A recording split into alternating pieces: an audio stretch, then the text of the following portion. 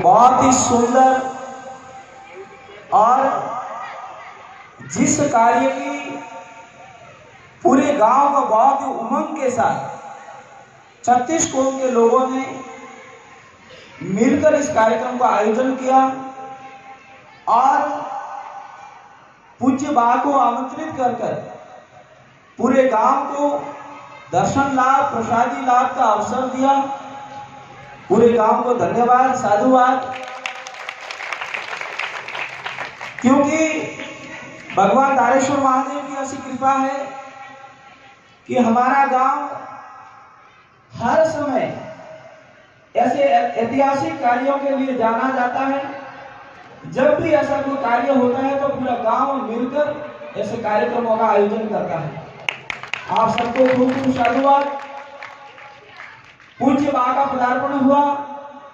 अभी भी मुझे पहले भी भाई सुरेश ने कहा कि आप बोलो, मैंने कहा भाई मैं तो घर का हूं, मैं तो बाद में सबको साधुवाद दे दूंगा।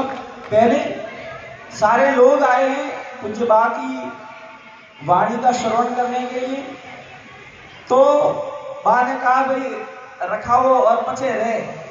तो बहुत ही इस अपने क्षेत्र में एक अलग अलग जगाते हुए जिनके अंदर वास्तविक एक साधुशाही दिखती है।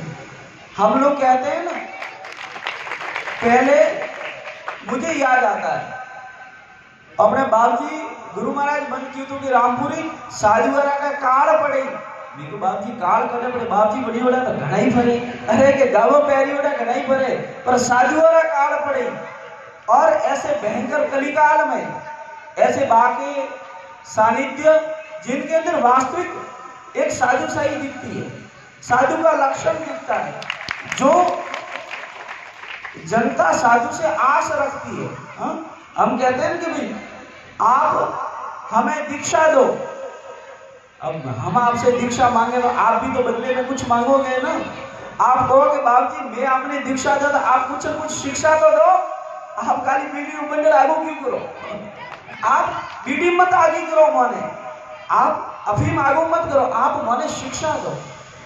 तो सारी जनता है संतों से शिक्षा की उपेक्षा रखती है, और ये उपेक्षा ये इंतजार लोग उमड़ उमड़ कर बा के दर्शन को जाते। यही कारण है कि लोग चाहते हैं कि कोई ऐसा संत मिले जो हमें शिक्षा दे, हमें चलने की राह बताए, हमें किस दिशा में जाना है।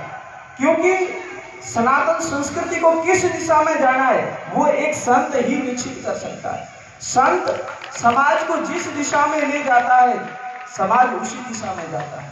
इसलिए बहुत ही हम तो सब बहुत ही गौरवान्वित है कि वहां का हमारे, और विशेषकर मैं तो कि हमारे बिल्कुल पड़ोस में बहुत ही अच्छे भजनानंदी संतों का पड़ोसी होना, बहुत ही एक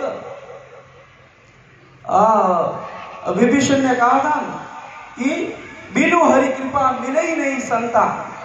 यदि अच्छे संत कोई मिल जाए तो समझना कि कहीं न कहीं परमात्मा की हमारे ऊपर कृपा है, कि ईश्वर की कृपा के बिना अच्छे संत नहीं मिलते, अच्छे महापुरुष नहीं मिलते। तो हम सब लोग बहुत भाग्यशाली हैं कि ऐसे संतों का हमारे गांव में पदार्पण हुआ। और एक साधु के नाते बा को भी बार खूब साधुवाद कि आपने समय निकालकर हमारे गांव में इतना समय संतों का लेना बहुत बड़ी बात होती है।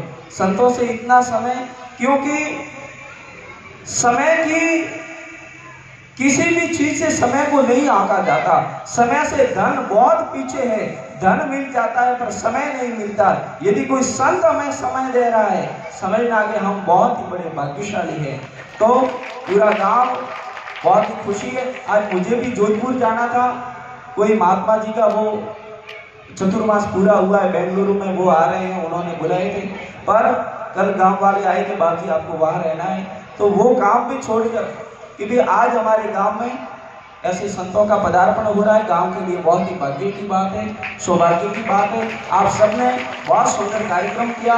बाप ही पधारे, बाहर के जितने भी मेहमान पधारे हैं, बांडा दंजी, माता जी का गांव, सातू, सरद, जितने भी लोग आप सबका खूब खूब स्वागत है।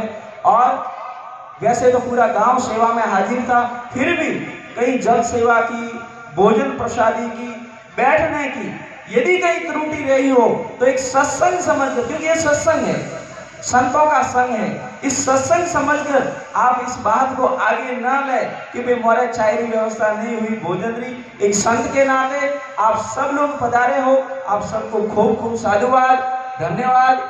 जय धारेश्वर महादेव, जय राम साधु राम।